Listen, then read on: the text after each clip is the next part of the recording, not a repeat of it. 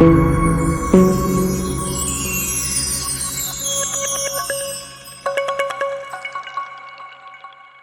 दोस्तों, क्या हाल है।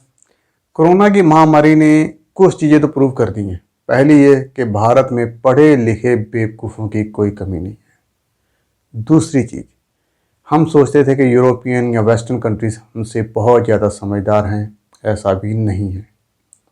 तीसरी चीज़, क्रिकेटर्स, फुटबॉलर्स, हॉलीवुड, बॉलीवुड, इनके हीरोज़ के अलावा भी रियल लाइफ में कुछ हीरोज़ होते हैं और उन्हें हम डॉक्टर्स, नर्सिस या मेडिकल स्टाफ कहते हैं। दोस्तों, 22 मार्च को मोदी जी ने एक इवेंट ऑर्गेनाइज किया, ताली और थाली। यकीन मानो लोगों ने उसको भरपूर सहयोग दिया और दिल से इसमें शामिल हुए और बढ़ चढ़ कर हिस्सा लिया। लोगों ने तालियां भी जमकर बजाई और थालियां भी जमकर तोड़ी। मुझे कोरोना पर तो इसका कोई असर नज़र नहीं आया, पर हाँ, नेट पर बेवकूफ़ लोग काफ़ी नज़र आए। मुझे नहीं मालूम कि वो क्या प्रूफ करना चाहते थे और मोदी जी क्या प्रूफ करना चाहते थे।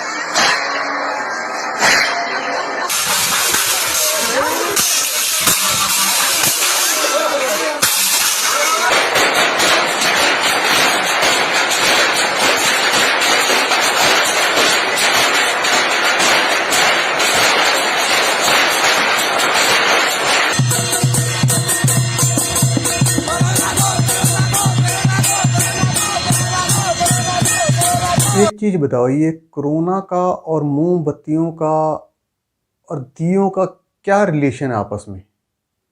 हम कोरोना से लड़ रहे हैं या कोरोना को सेलिब्रेट कर रहे हैं, मेरी तो समझ में नहीं आ रहा है ये।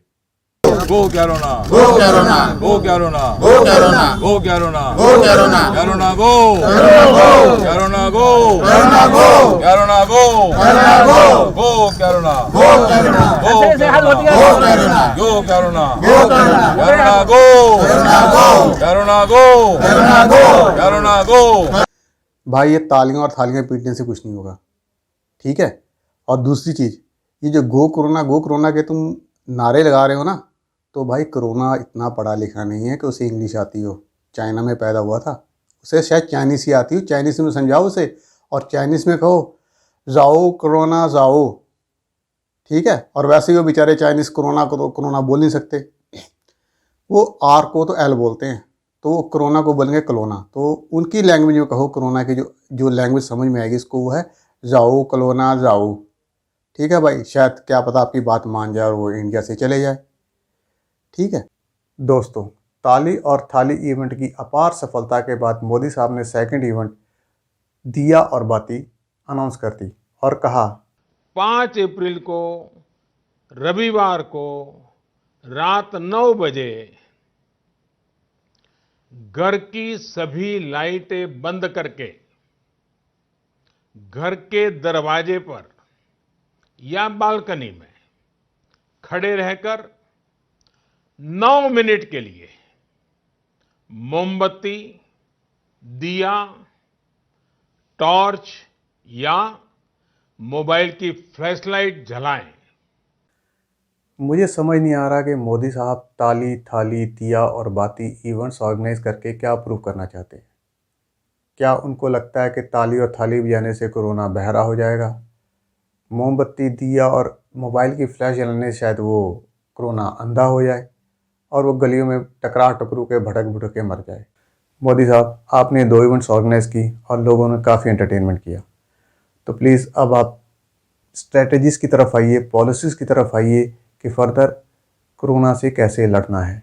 आपने कितने हॉस्पिटल्स रेडी कर लिए हैं, आपने कितने वेंटिलेटर्स मंगवा लिए हैं और आप कर क्या रहे हो। आप इवेंट्स प्लान कर रहे हैं और दूसरी साइड केजरीवाल साहब कोरोना से लड़ने के लिए अपनी स्ट्रेटजीज़ और अपनी पॉलिसीज़ बना रहे हैं। अच्छा लगा यार, कम से कम किसी स्टेट का, किसी टेरिटरी पिछले का कुछ दिनों में हम सीएम लोग तो देख सीरियस रहे है हैं इससे कि लड़ने के लिए। दिल्ली में भाई मोदी साहब आप भी कुछ सीख लो केसेस उनसे। थोड़े से ज़्यादा बढ़ रहे हैं और उनको लेके मैं भी चिंतित हूँ और उसको कंट्रोल करने के लिए जो भी कदम उठाए जाने की ज़रूरत है वो सभी कदम हम लोग उठा रहे हैं। तो अब दिल्ली के अंदर कई इलाकों में जहाँ जहाँ पे हमें कोरोना के पेशेंट्स मिल रहे हैं वहाँ पे हम बड़े स्तर के ऊपर उन सारे एरियाज़ को कंटेनमेंट जोन पर डिक्लेयर करते जा रहे हैं।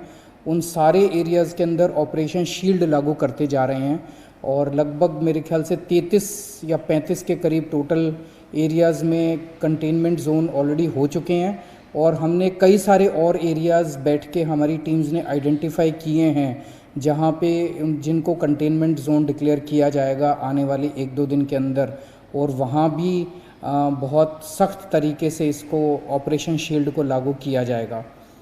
साथियों, कोरोना महामारी से फैले अंधकार के बीच हमें निरंतर प्रकाश की ओर जाना है। जो इस कोरोना संकट से सबसे ज्यादा प्रभावित हैं, हमारे गरीब भाई बहन, उन्हें कोरोना संकट से पैदा हुई निराशा से आशा की तरफ ले जाना है। इस कोरोना संकट से जो अंधकार और अनिश्चितता पैदा हुई है, उसे समाप्त करके हमें उजाले और निश्चितता की तरफ बढ़ना है। हम बड़े स्तर के ऊपर सैनिटाइजेशन ड्राइव शुरू कर रहे हैं जिसमें इन सारे एरियाज़ के अंदर ये एक तरह से रेड जोन्स हैं सारे हमारे जो कंटेनमेंट एरियाज़ हैं, इनके अंदर बहुत बड़े स्तर के ऊपर सैनिटाइजेशन, सड़कों के ऊपर सैनिटाइजेशन ड्राइव शुरू किया जाएगा और इसके अलावा जो एरियाज़ हमें हाई रिस्क जोन, एक्सपर्ट्स के द्वारा जो हाई रिस्क जोन पाए जाएंगे, उन हाई रिस्क जोन को हम ऑरेंज जोन डिक्लेयर कर रहे हैं। रेड जोन तो वो हो गए जो कंटेनमेंट एरियाज़ हैं, ऑरेंज जोन वो हैं जो कि हाई रिस्क जोन है, वहाँ पे भी हम सैनिटाइजेशन ड्राइव शुरू करेंगे। तो इसके लिए हमारे को पीआई इंडस्ट्रीज़ एक हैं जिन्होंने हमें 10 हाईटेक जापानीज़ मशीन्स दी हैं, बड़ी बड़ी मशीन्स दी हैं जो एक मशीन 20,000 स्क्वायर मीटर प्रति घंटे के हिसाब से सैनिटाइजेशन कर देती है। इन 10 मशीनों को पीआई इंडस्ट्रीज़ का नाम मैंने इसलिए लिया क्योंकि ये हमें ये फ्री में दे रही हैं। हम इनका शुक्रिया अदा करना चाहते हैं। और इसके अलावा 50 मशीन हम दिल्ली जल बोर्ड की जो छोटी मशीन्स हैं उनको हम इस्तेमाल करेंगे। तो लगभग 60 मशीनों के द्वारा दिल्ली के सारे कंटेनमेंट जोन्स के अंदर और जो रेड जोन्स होंगे और हाई रिस्क जोन्स के अंदर हम लोग सैनिटाइजेशन का मैसिव प्रोग्राम कल से हम लोग शुरू करने जा रहे हैं। आपकी सेहत के लिए हम सब कुछ कोशिश कर रहे हैं, कोरोना से बचने के लिए सब कुछ कोशिश कर रहे हैं। जो भी प्रयत्न हम कर सकते हैं, जो भी दूसरे देशों से सीखने को मिलता है कि ये भी किए जा सकते हैं, वो सभी प्रयत्न हम कर रहे हैं।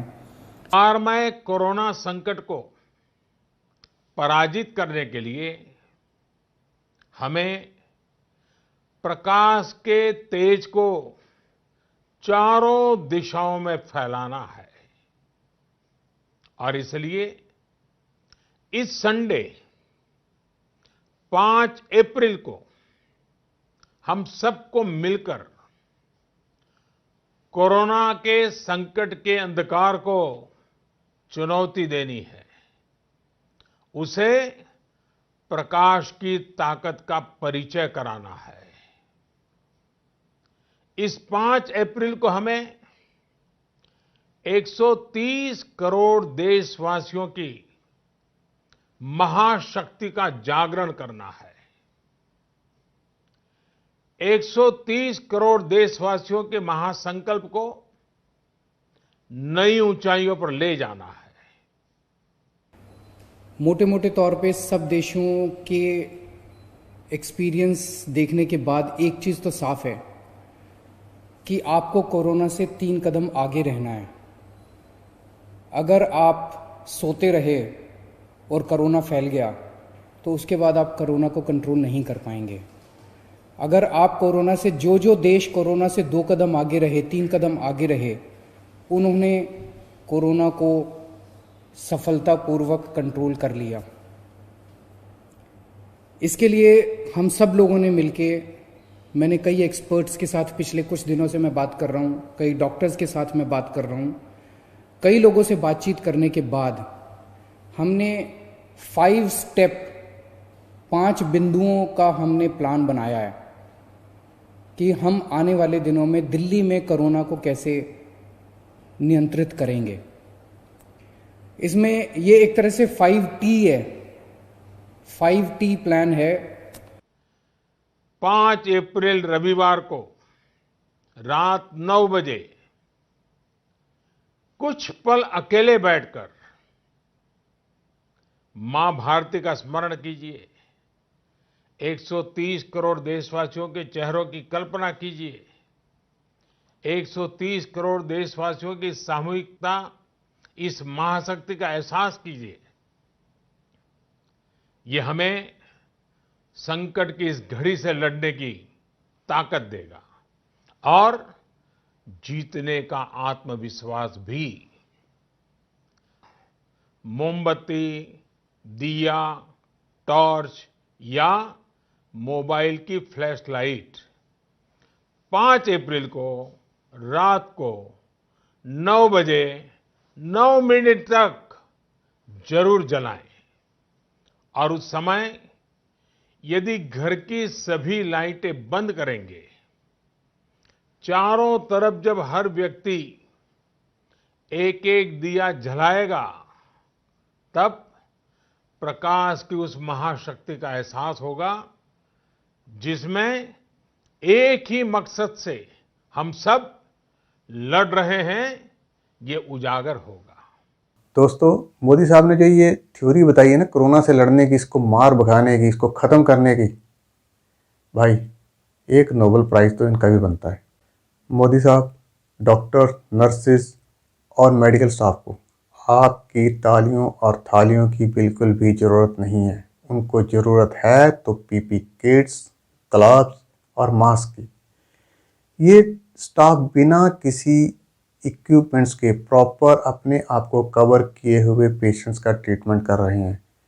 डायरेक्ट एक्सपोजर में हैं पेशेंट्स के साथ, ये जानते हुए कि इनको इन्फेक्शन का खतरा सबसे ज़्यादा है, फिर भी वो अपनी ड्यूटी निभा रहे हैं, तहे दिल से निभा रहे हैं।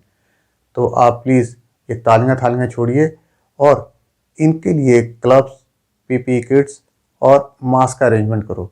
अगर ये सेफ रहेंगे तो ही ये लोगों का अच्छी तरह से ट्रीटमेंट कर सकेंगे। अगर ये खुद इन्फेक्टेड हो गए तो सोचिए फिर पेशेंट्स का ट्रीटमेंट कौन करेगा।